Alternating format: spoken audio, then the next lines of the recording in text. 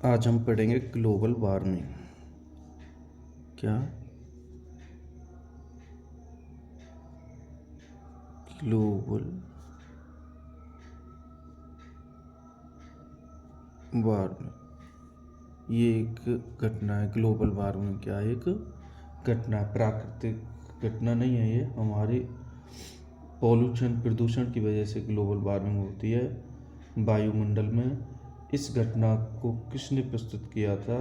Fourier नामक वैज्ञानिक ने ग्लोबल वार्मिंग को प्रस्तुत किया था,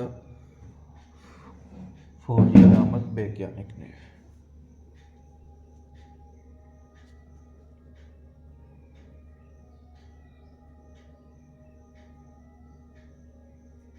वैज्ञानिक फोरियर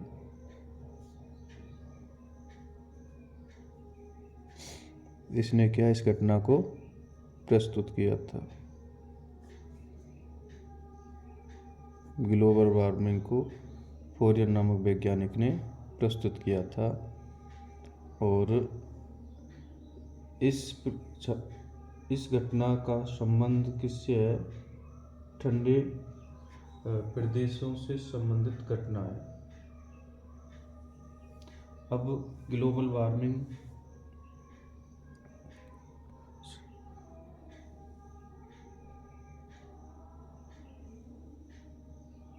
ये हो गई आपके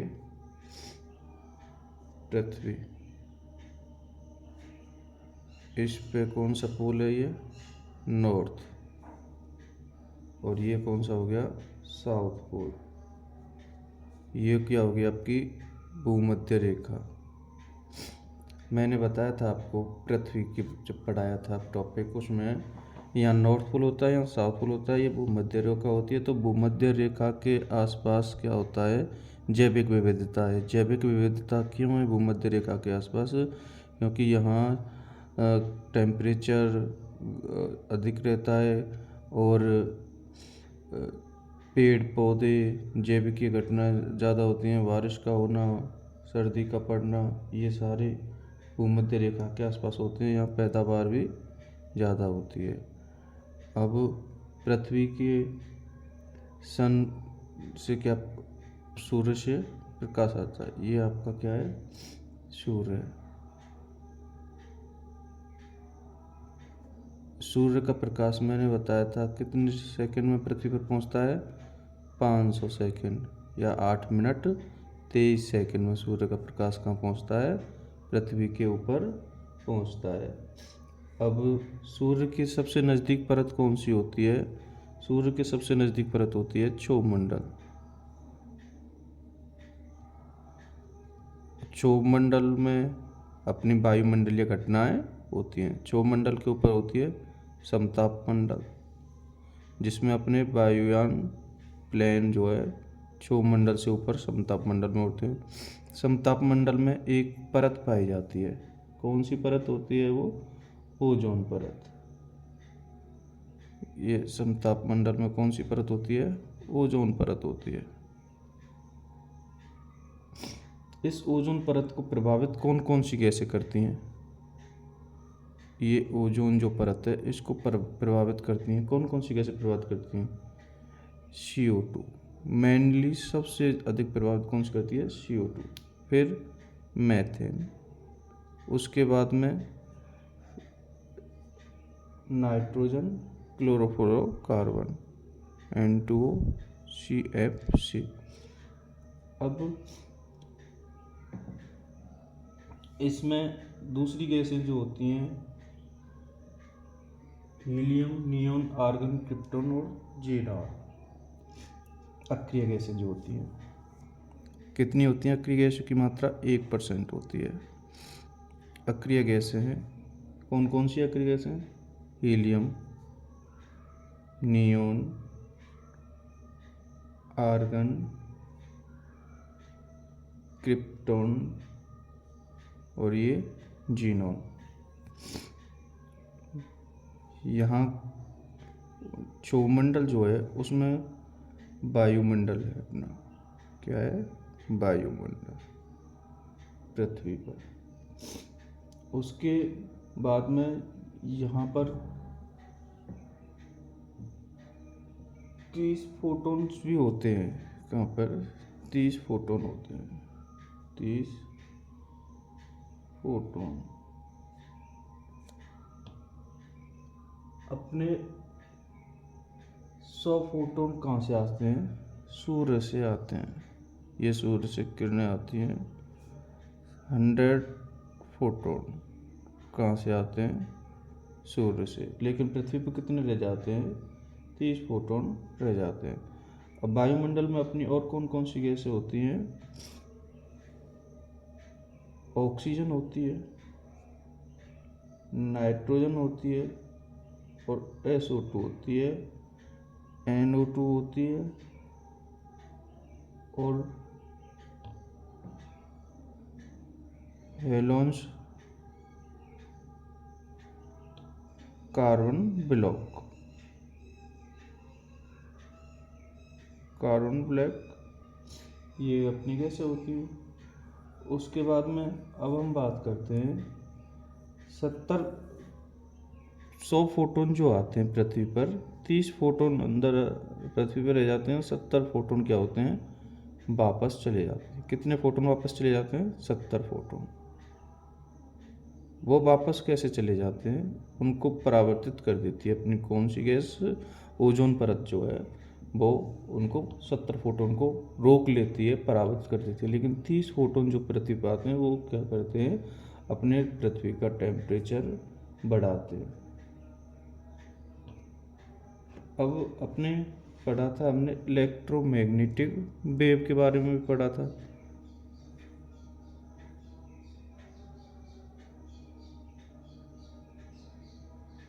electromagnetic wave EMW, electromagnetic wave.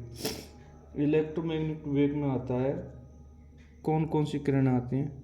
Cosmic किरणें, गामा किरणें, जीनोन किरणें, एक्सरे किरणें, कॉस्मिक किरणें, गामा किरणें, एक्सरे किरणें, अल्ट्रावायलेट किरणें, अल्ट्रावायलेट किरणें, और अपने जो कलर होते हैं वो आते हैं कौन कौन से? VIBGYOR,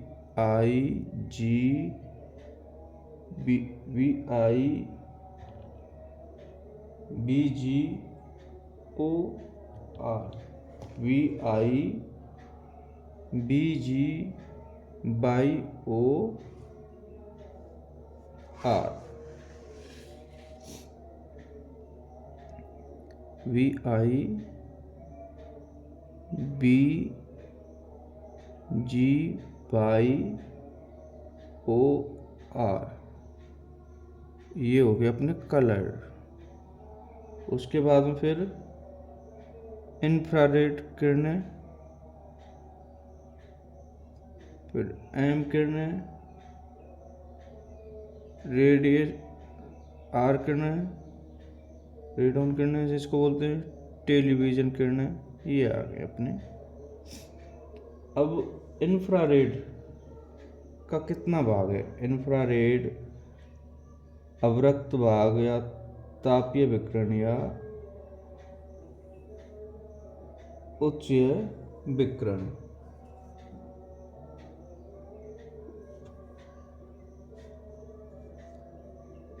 आई की हम बात करें तो इसको क्या बोलते हैं हम? इंफ्रा रेड, या हिंदी में बोले तो अवरक्त भाग या तापीय विकिरण या ऊष्मीय विकिरण, ये सारे इसके नाम हो गए। इंफ्रारेड, अवरक्त भाग, तापीय विकिरण या ऊष्मीय विकिरण। सूर्य के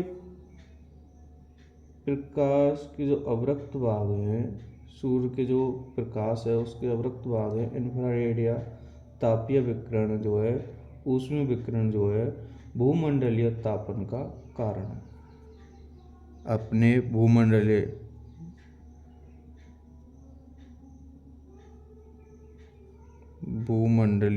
ताप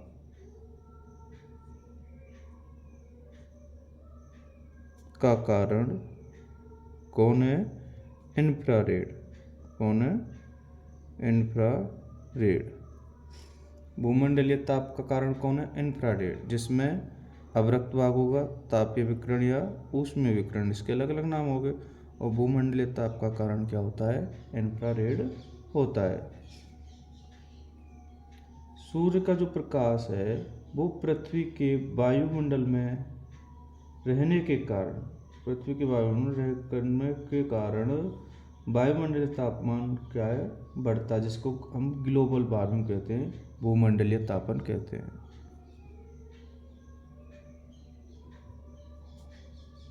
सूर्य का ताप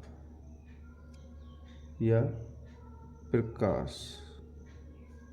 सूर्य का ताप या प्रकाश पृथ्वी के वायुमंडल में रहने के कारण, पृथ्वी के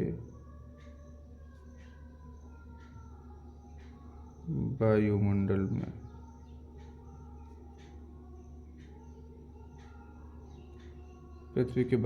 में रहने के कारण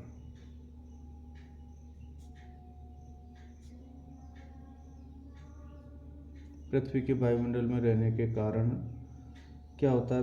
ग्लोबल वार्मिंग की प्रॉब्लम होती है या तापमान बढ़ेगा। पृथ्वी के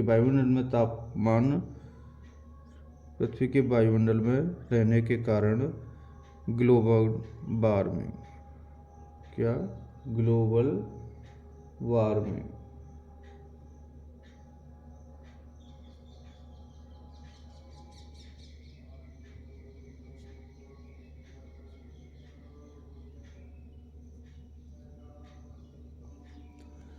अगर पृथ्वी के वायुमंडल में तापमान रहेगा या प्रकाश रहेगा तो क्या होगा? टेम्परेचर बढ़ता जाएगा। टेम्परेचर बढ़ता जाएगा तो उसको हम कौन सी घटना बोलते हैं? ग्लोबल वार्मिंग की घटना कहते हैं। पृथ्वी पर कितने फोटोन आते हैं? 100 फोटोन, जिनमें 70 फोटोन क्या होते हैं? वापस हो जाते हैं, 30 फोटोन रह जाते हैं, जिसकी वजह से अपने क्या ग्लोबल वार्मिंग की प्रॉब्लम होती है। हरित गृह प्रभाव वाली गैसें कौन कौन सी होती हैं? अब हरित गृह प्रभाव वाली गैसों में देखो, प्रदूषक हो गया, हेलोन हो गया, कार्बन ब्लॉक हो गया, nitrogen dioxide, carbon dioxide, sulphur dioxide, और अपने CH4 मीथेन जिसको बोलते हैं, मार्स गैसें होती हैं, क्लोरोफ्लोरोकार्बन होता है, और नाइट्रोजन ऑक्साइड है, नाइट्रस ऑक्साइड। ग्लोबल वार्मिंग का मुख्य रूप से कारण कौन सा होता है? कार्बन डाइऑक्साइड का होता है।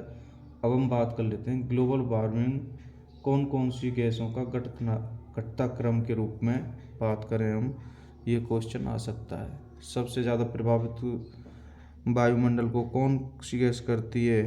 तो आएगा नाम CO2, कार्बन डाइऑक्साइड। इसके बाद में दूसरे नंबर पर आता है मीथेन, फिर तीसरे नंबर पर आता है कार्बन फ्लोरोकार्बन, फिर इसके बाद में आता है N2, नाइट्रोजन ऑक्साइड। ये क्या है? ग्लोबल वार्मिंग की प्रॉब्लम को क्रिएट करते हैं। ग्लोबल वार्मिंग गैसेस,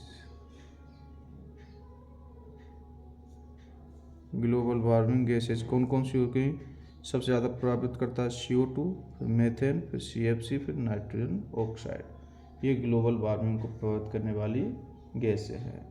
अब पूछ ले वो कार्बन डाइऑक्साइड गैस जो है कितना प्रभावित करती है? ये करती है अपनी 50 से 60%। कितना? 50 से 60% प्रभावित करती है ग्लोबल वार्मिंग को। फिर दूसरे नंबर पर कौन सी है? Methane gas. मीथेन गैस कितना प्रभावित करती है? अपना 18 से 22%।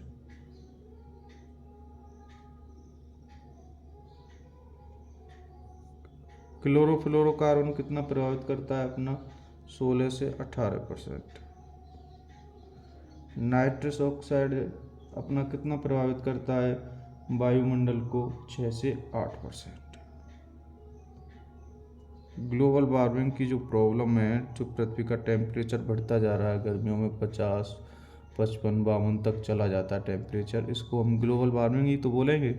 इसको प्रभावित कौन कौन सी गैस करती हैं, carbon dioxide, methane, carbon fluorocarbon, nitrous oxide.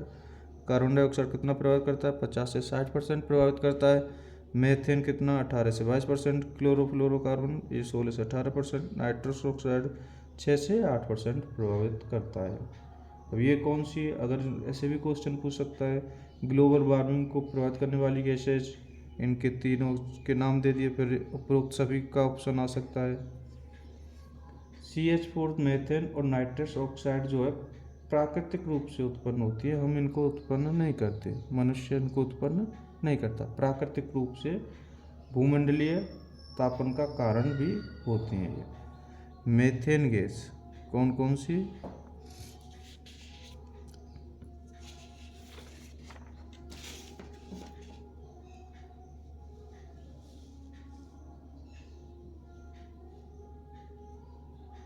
CH4, methane और N2O, ये दो गैस जो हैं ये प्राकृतिक रूप से उत्पन्न होती हैं, जो भूमंडलीय तापन का कारण बनती हैं। अब प्राकृतिक रूप से उत्पन्न होती हैं जो भूमंडलीय तापन का कारण बनती है, मीथेन और नाइट्रस ऑक्साइड दोनों गैसें। वर्षा के बाद में प्रथम जो बारिश होती है उसमें मुख्य रूप से मीथेन गैस है। वर्षा के बाद में उमस बढ़ने का जो कारण है मुख्य रूप से कौन सा है, मीथेन गैस है। उमस जो होती है, बारिश के बाद में उमस होती है जब पसीना नहीं सूखता है शरीर का और बहुत ज़्यादा गर्मी महसूस होती है, उसका कारण कौन सा है, मीथेन गैस है। कौन सा है, मीथेन। उमस का कारण मीथेन, सीधा सा फंडा है। उमस का कारण कौन सा है, मीथेन गैस। बारिश के बाद में जो ज़्यादा अधिक गर्मी अपने को लगती है, उमस महसूस होती है, पसीना शरीर का नहीं सूखता है, उसका कारण कौन सी गैस है, मीथेन गैस। अब मीथेन गैस आती कहाँ से है, कहीं से नहीं आती, ये क्या है, प्रकृति पर वातावरण में अपने आप उत्पन्न होती है मीथेन और नाइट्रस ऑक्साइड गैसें। अब ग्लोबल वार्मिंग में हानिकारक प्रभाव का घटता क्रम पूछ ले तो सबसे कम ग्लोबल वार्मिंग में हानिकारक गैस कौन सी है, ग्लोबल वार्मिंग में घटता क्रम,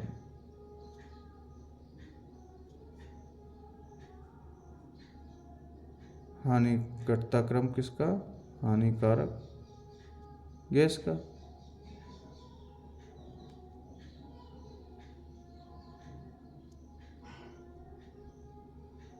हेलोन सबसे कम प्रभावित करता है, कार्बन ब्लॉक उससे ज़्यादा प्रभावित करता है, CO2 उससे ज़्यादा प्रभावित करता है कार्बन ब्लॉक से, और कार्बन डाइऑक्साइड जो है उससे भी ज़्यादा प्रभावित करती है कौन सी, CH4 मीथेन से भी ज़्यादा प्रभावित कौन करता है, क्लोरोफ्लोरोकार्बन से भी ज़्यादा प्रभावित करता है नाइट्रस ऑक्साइड। तो यहाँ हम देखें सबसे कम प्रभावित करता है हेलोन ग्लोबल वार्मिंग में, फिर कार्बन ब्लॉक, फिर कार्बन डाइऑक्साइड, उसके बाद CH4 मीथेन, और उसके बाद में फिर आता है CFC कार्बन फ्लोरोकार्बन, फिर नाइट्रोजन आता है, ये चीज़।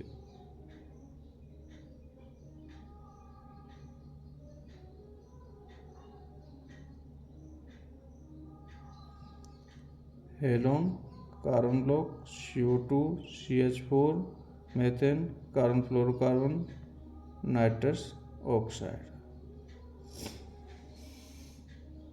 अब आता है आपका ग्लेशियर की जो बर्फ़ लगातार पिघल रही है, हिमालय के जो ग्लेशियर है उनसे लगातार बर्फ़ पिघल रही है, उससे पृथ्वी पर समुद्र का जो जल स्तर है उसके बढ़ने का खतरा है।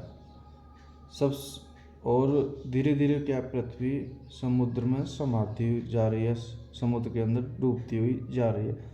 पृथ्वी पर जनसंख्या का घनत्व बढ़ता जा रहा है, जिसके कारण क्या होता है, समुद्र के पानी का लेवल बढ़ता जा रहा है। पृथ्वी पर जो जनसंख्या घनत्व बढ़ता जा रहा है, इसका कारण क्या है, वनों का कटाई। ग्लोबल वार्मिंग का एक और भी कारण है वनों की कटाई। फिर कृषि तनों का उपयोग, रेफ्रिजरेशनों में हम यूज करते हैं, कौन सी गैस यूज करते हैं, नाइट्रोजन, ठंडा करने के लिए। वो कौन सा, क्लोरोफ्लोरोकार्बन उत्सर्जित करता है।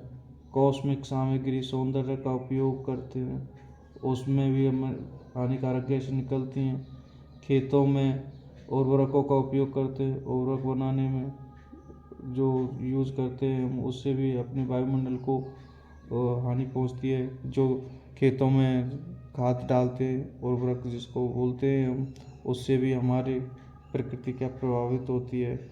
ओजोन परत के नष्ट होने का भी कारण है टेम्परेचर का बढ़ना पृथ्वी पर। ओजोन परत नष्ट हो रही है। दूसरा एरोसोल बोलते हैं, धूल, मिट्टी और बारिश के जो कण हैं पृथ्वी पर, ये क्या करते हैं, जो सूर्य की किरणें जो पृथ्वी से वापस लौटती हैं उनको ये लौटने नहीं देते हैं, रोक लेते हैं अपने आप में, जिससे क्या है, पृथ्वी का टेम्परेचर बढ़ता है, ग्लोबल वार्मिंग की प्रॉब्लम होती है। ग्लोबल वार्मिंग से सबसे अधिक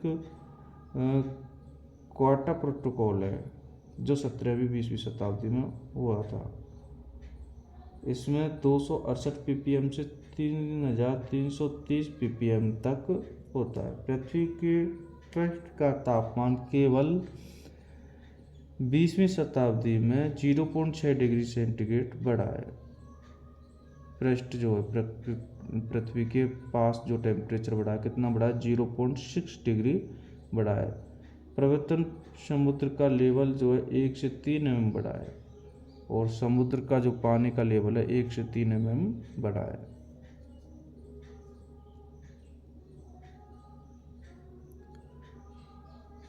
पृथ्वी का टेम्परेचर कितना बढ़ा है, 0.6 डिग्री सेल्सियस। समुद्र का जल स्तर कितना बढ़ा है,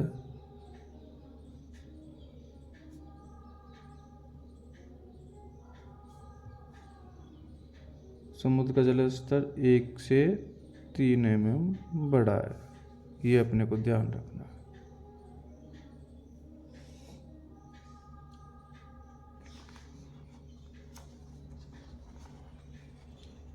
अब आपने सुना होगा अम्लीय वर्षा के बारे में। अम्लीय वर्षा क्या होती है, एसिडिक रेन। अम्लीय वर्षा जो होती है, SO2, NO2, CO2,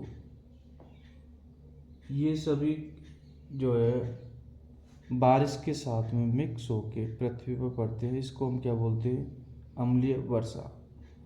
SO2 जो निकलता है वो किससे निकलता है, पेट्रोल वाले वाहनों से। जब धुआं निकलता है तो SO2, डीजल वाले वाहनों से क्या निकलता है, वाहनों से धुआं निकलता है, उसकी वजह से बनता है NO2। और हाइड्रोकार्बन जो हम लकड़ी और उसको जलाते हैं तो कौन सा निकलता है, CO2 या CO निकलता है।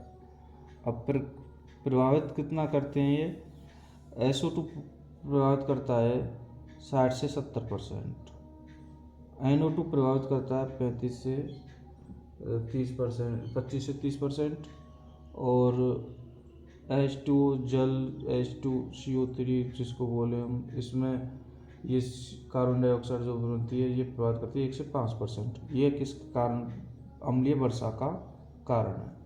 तो मेन क्वेश्चन यही आता है, अम्लीय वर्षा के प्रदूषण वाले कारण कौन कौन से हैं।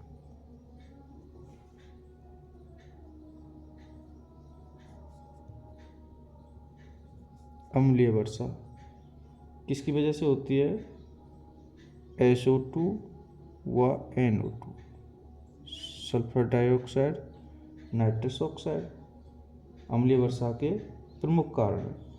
अम्लीय वर्षा में मुख्य रूप से शांत शांत सल्फ्यूरिक अम्ल और नाइट्रिक अम्ल मिलते हैं। H2SO4 को गंधक का अम्ल या अम्लों का राजा बोलते हैं। बैटरी के अंदर हम इसका यूज करते हैं। H2SO4 को क्या बोलते हैं हम? गंधक का अम्ल या अम्लों का राजा।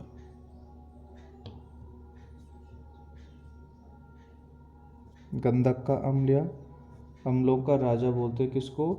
H2SO4 को। बैटरी का अम्ल भी बोलते हैं। बैटरी का H2SO4 को गंधक का अम्ल, अम्लों का राजा, बैटरी का अम्ल भी बोलते हैं। इसका यूज H2SO4 का किस में होता है?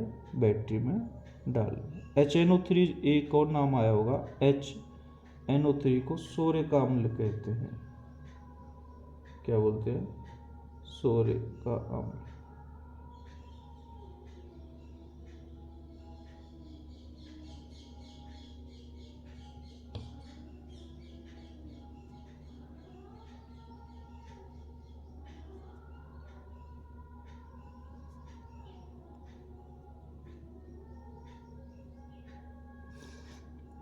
अब अम्लीय वर्षा में मुख्य रूप से H2SO4 होता है। लगभग कितना होता है? 17% होता है।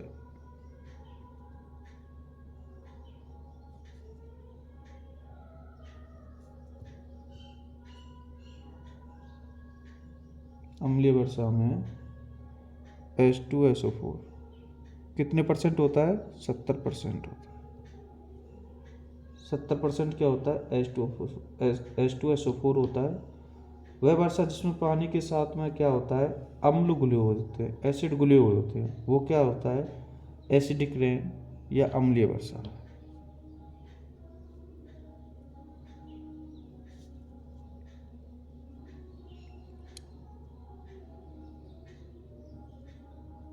वर्षा जल जिसमें अम्ल घुले हुए हों, अम्ल घुले हों, वो क्या कहलाती है? अम्लीय वर्षा कहलाती है। क्या कहलाती है? अम्लीय वर्षा कहलाती है। अब अम्ल कौन कौन से होते हैं? ज़्यादातर NO2 और दूसरा होता है SO2। ये दोनों किसकी वजह से बनते हैं? H2SO4। मेनली ये होता है 70%।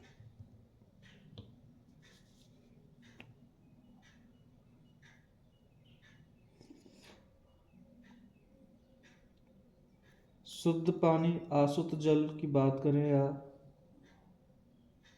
उदासीन पानी जिसको बोलते हैं, विद्युत धारा का कुचालक पानी, आसुत पानी, जो pH होती है 7 होती है। pH 7 किसकी होती है? शुद्ध जल या बोलते हैं आसुत जल। शुद्ध जल हो या आसुत जल हो, उसकी pH मान कितनी होती है? 7 होती है। इस जल का उपयोग किसमें? वाटर का उपयोग करते हैं बैटरियों में। जो बैटरी होती है उसके अंदर यही जल डालते हैं। अगर अम्लीय वर्षा का पानी जो होता है उसका pH मान 5 से 6 होता है।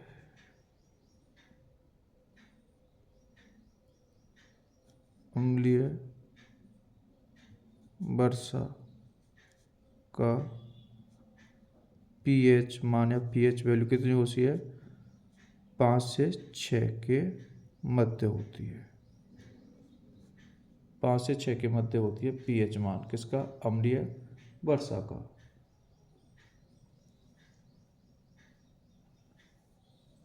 सामान्यतः जो पानी पीने के काम में आता है उसका pH मान कितना होता है? 6.5 में।